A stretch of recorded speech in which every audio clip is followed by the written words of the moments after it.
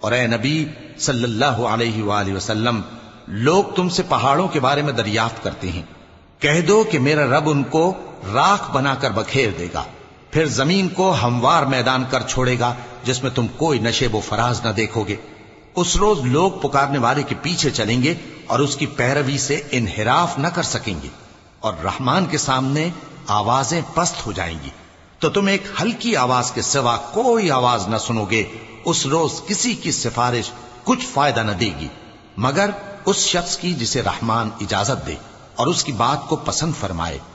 جو کچھ ان کے آگے ہے اور جو کچھ ان کے پیچھے ہے وہ اس کو جانتا ہے، اور وہ اپنے علم سے اللہ کے علم کا احاطہ نہیں کر سکتی۔ اور اس زندہ و قائم کے روبرو منہ لٹک جائیں گے، اور جس نے ظلم کا بوجھ اٹھایا وہ نامراد رہا، اور جو نیک کام کرے گا اور مومن بھی ہوگا تو اس کو نہ ظلم کا خوف ہوگا اور نہ نقصان کا۔ اور ہم نے اس کو اسی طرح کا قرآن عربی نازل کیا ہے، اور اس میں طرح طرح کے ڈراوے بیان کر دیے ہیں تاکہ لوگ پرہیزگار بنیں یا اللہ ان کے لیے نصیحت پیدا کر دے۔ تو اللہ جو سچا بادشاہ ہے، عالی قدر ہے، اور قرآن کی وحی جو تمہاری طرف بھیجی جاتی ہے اس کے پورا ہونے سے پہلے قرآن کے پڑھنے میں جلدی نہ کیا کرو، اور دعا کرو کہ میرے پروردگار مجھے اور زیادہ علم دے۔ اور ہم نے پہلے آدم سے عہد لیا تھا مگر وہ اسے بھول گئے، اور ہم نے ان میں ارادے کی پختگی نہ پائی۔ اور جب ہم نے فرشتوں سے کہا کہ آدم کے آگے سجدہ کرو تو سب سجدے میں گر پڑے مگر ابلیس نے انکار کیا۔ اس پر ہم نے فرمایا کہ آدم، یہ تمہارا اور تمہاری بیوی کا دشمن ہے، تو یہ کہیں تم دونوں کو بہشت سے نہ نکلوا دے، پھر تم تکلیف میں پڑ جاؤ۔ یہاں تم کو یہ آسائش ہے کہ نہ بھوکے رہو نہ ننگے، اور یہ کہ نہ پیاسے رہو اور نہ دھوپ کھاؤ۔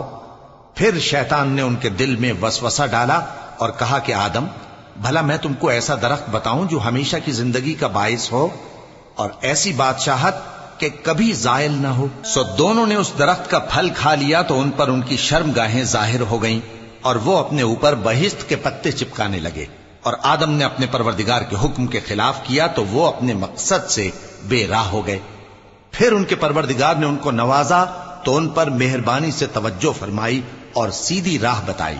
فرمایا کہ تم دونوں یہاں سے نیچے اتر جاؤ، تم میں بعض کے دشمن ہوں گے، پھر اگر میری طرف سے تمہارے پاس ہدایت آئے تو جو شخص میری ہدایت کی پیروی کرے گا وہ نہ گمراہ ہوگا اور نہ تکلیف میں پڑے گا، اور جو میری نصیحت سے منہ پھیرے گا اس کی زندگی تنگ ہو جائے گی، اور قیامت کو ہم اسے اندھا کر کے اٹھائیں گے۔ وہ کہے گا کہ میرے پروردگار، تو نے مجھے اندھا کر کے کیوں اٹھایا؟ میں تو دیکھتا بھالتا تھا۔ اللہ فرمائے گا کہ ایسا ہی چاہیے تھا، تیرے پاس ہماری آیتیں آئیں تو تو نے ان کو بھلا دیا، اسی طرح آج ہم تجھ کو بھلا دیں گے۔ اور جو شخص حد سے نکل جائے اور اپنے پروردگار کی آیتوں پر ایمان نہ لائے، ہم اس کو ایسا ہی بدلہ دیتے ہیں، اور آخرت کا عذاب بہت سخت اور ہمیشہ باقی رہنے والا ہے۔ تو کیا یہ بات ان لوگوں کے لیے موجب ہدایت نہ ہوئی کہ ہم ان سے پہلے بہت سے فرقوں کو ہلاک کر چکے ہیں جن کے رہنے کے مقامات میں یہ چلتے پھرتے ہیں؟ عقل والوں کے لیے اس میں بہت سی نشانیاں ہیں۔ اور اگر ایک بات تمہارے پروردگار کی طرف سے پہلے صادر اور جزائے اعمال کے لیے ایک میعاد مقرر نہ ہو چکی ہوتی تو نزول عذاب لازم ہو جاتا۔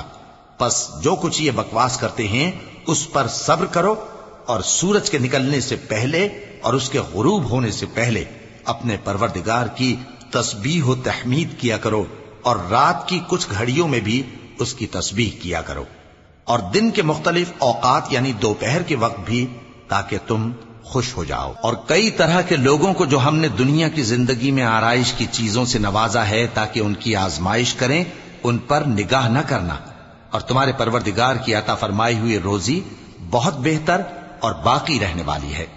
اور اپنے گھر والوں کو نماز کا حکم کرو اور اس پر قائم رہو۔ ہم تم سے روزی کے خواستگار نہیں بلکہ تمہیں ہم روزی دیتے ہیں، اور نیک انجام اہل تقوی کا ہے۔ اور کہتے ہیں کہ یہ پیغمبر اپنے پروردگار کی طرف سے ہمارے پاس کوئی نشانی کیوں نہیں لائے؟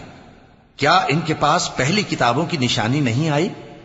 اور اگر ہم ان کو پیغمبر کے بھیجنے سے پیشتر کسی عذاب سے ہلاک کر دیتے تو یہ کہتے کہ اے ہمارے پروردگار، تو نے ہماری طرف کوئی پیغمبر کیوں نہ بھیجا کہ ہم ذلیل اور رسوا ہونے سے پہلے تیرے احکام کی پیروی کرتے۔